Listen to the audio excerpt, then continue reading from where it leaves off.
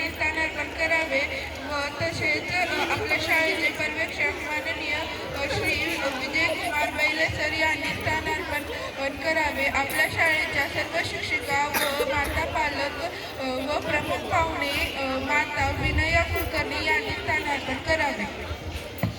Madam व सुतार madam समोरच्या बाजूला विराजमान व्हावे। कळत असतो आयोजनाचा हेतू प्रास्ताविकातून कळत असतो आयोजनाचा हेतू प्रास्ताविकच बांधत असतो नियोजनाचा हेतू औपचारिकता नाही आणि आत्मीयता आहे। या सुंदर अशा कार्यक्रमाचे प्रास्ताविक करतील श्रीमती खदवल मॅडम। श्री प्रवीण गवळे सर यांचे स्वागत श्रीमती मुकार मॅडम।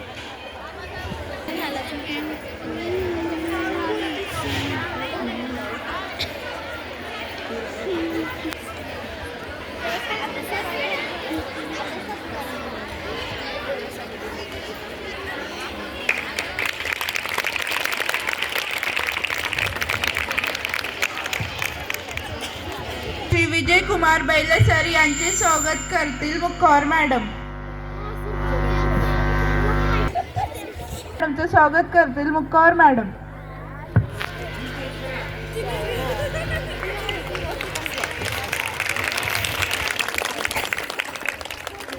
प्रमुख पाहुण्यांचं स्वागत करतील खादेवाले मॅडम।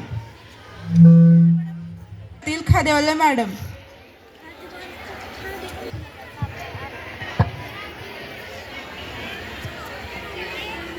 प्रत्येक शाळेतून डॉक्टर इंजिनियर्स फार कमी घडतात, फार कमी असतात। 100चा वर्ग असेल तर एक 8-10 संख्या असते त्यांची आणि बाकी सामान्य विद्यार्थी जास्त असतात।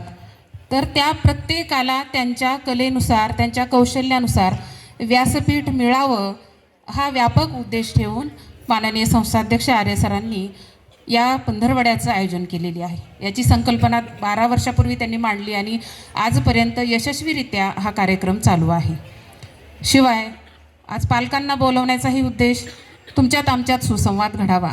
पालक भेटी होतात, तुम्ही येता, तुम्ही शाळेत यावं, हितगुज व्हावं आणि विद्यार्थ्यांच्या सर्वांगीण विकासाची मुहूर्तमेढ रोवली जावी, त्यांचाही विकास व्हावा, सुसंवाद साधावा असाही व्यापक दृष्टिकोन यामागे ठेवलेला आहे। आज उखाण्याचा कार्यक्रम आहे। महिला भगिनी इथं आलेल्या आहेत, त्यांचं मी स्वागत करते की तुम्ही वेळ काढून आलात आणि तुम्हाला वाटलं की आपल्या लेकराच्या शाळेत आपण गेलं पाहिजे असं प्रत्येकानं वाटावं। मग आज कार्यक्रम कोणता आहे? उखाणे घ्यायचा। काय आहे बरं उखाणा? लोकसाहित्यातला एक काव्य प्रकार आहे। लोकसाहित्य काय असतं त्याचा कवी लेखक माहिती नसतं आणि ते कोण लिहिलेलं आहे ते पण माहिती नसतं।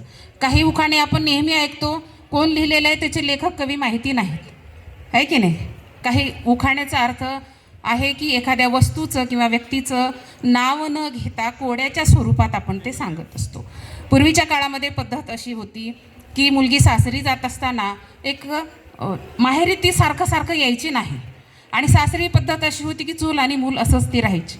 मग तिचा परिचय कसा व्हावा सगळ्यांना आणि मग कार्यक्रमाच्या प्रसंगी विवाह असेल, इतर कुठलेही कार्यक्रम असतील, बारसा असेल, पाळणा असेल, या सगळ्या कार्यक्रमांना महिलांनी नाव घेण्याची पद्धत होती।